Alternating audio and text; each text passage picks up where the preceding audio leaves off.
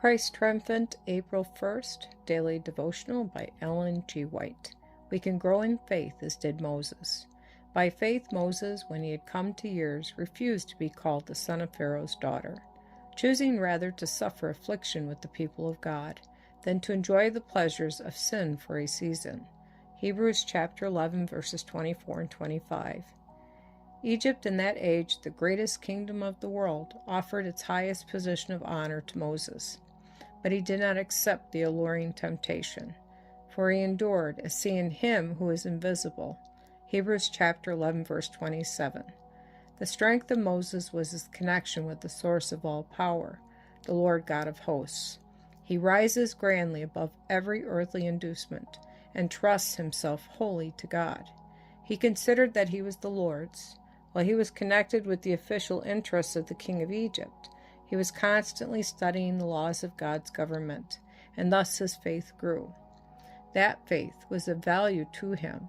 It was deeply rooted in the soil of his earliest teachings, and the culture of his life was to prepare him for the great work of delivering Israel from bondage.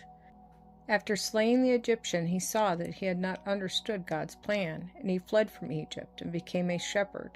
He was no longer planning to do a great work, but he became very humble.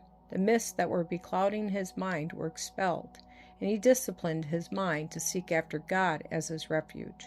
He recognized the presence of God in his surroundings. All nature seemed to be filled with the presence of the unseen one. He knew God as a personal God, and as he meditated upon his character, he grasped more and more the sense of his presence. He found refuge in the everlasting arms. God talked with Moses face to face, as a man speaketh with his friend. The bright beams of the Sun of Righteousness shone into his heart, and into the chambers of his mind. God was his refuge. God was his dwelling place, his home. By faith you, like Moses, may endure as seeing him who is invisible. The Lord desires to give you a precious experience. God has a work for you to do. You may seek after a higher sense of eternal things. God is nigh unto all them that call upon him with the whole heart.